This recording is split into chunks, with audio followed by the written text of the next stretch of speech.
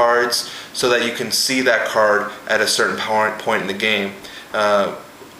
Basically what we mean by that is if you want to see a card a lot and it's a favorite card, you want to put 4 of those cards in, as that is the max amount of cards. That way you are almost guaranteed to see that card throughout the early, middle, and late game.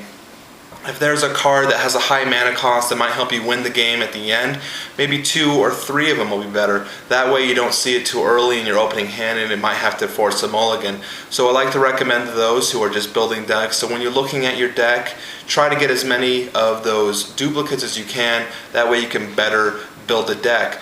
We recommend going to a card shop to purchase those singles. Myself, I buy from abugames.com. You can buy those booster packs and singles at their website, abugames.com. We'd also like to say that there are other ones out there, but we'll go ahead and take a look here at this deck and hope you guys enjoy it. So here we have the deck. Now this is the Treefolk deck we've been mentioning and a lot of people have been requesting. As you can see, it does feature Doran the Siege Tower, but I'm going to go ahead and show you some of these other cards and why they're so important to the deck. Here we have Heartwood Storyteller. Heartwood Storyteller is a Treefolk from the Future Sight set that does allow you to play, draw a card whenever a non-creature spell is played. It's a very strong card. We strongly recommend it for its cheap and its ability. We also want to take a look over here at Timber Protector. Timber Protector is your lord for Treefolks, giving all Treefolks +1/+1 and making them indestructible. Very strong if you have Wrath of God. Of course, Doran the Siege Tower is the quarterback. You want to go and take a look at Doran the Siege Tower as the main creature, but you don't need it to win.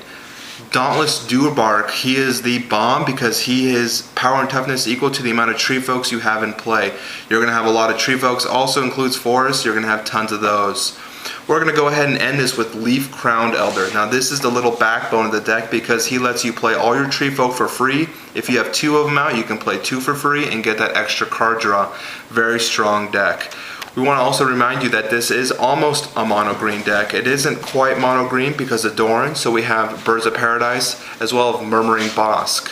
We used Treefolk Harbinger as a way to search for any of the Treefolk we need, or a Murmuring Bosk if needed. It's a very strong card. We also like the Bosk Banneret as it helps you accelerate through the Dauntless Dourbarks, Leaf Crowned Elders, and Timber Protectors in case you don't have your Leaf Crowned Elder in play.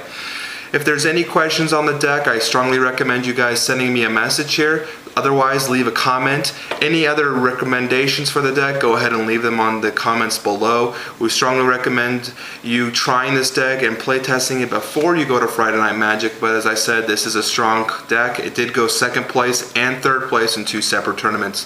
Thank you for watching and get building.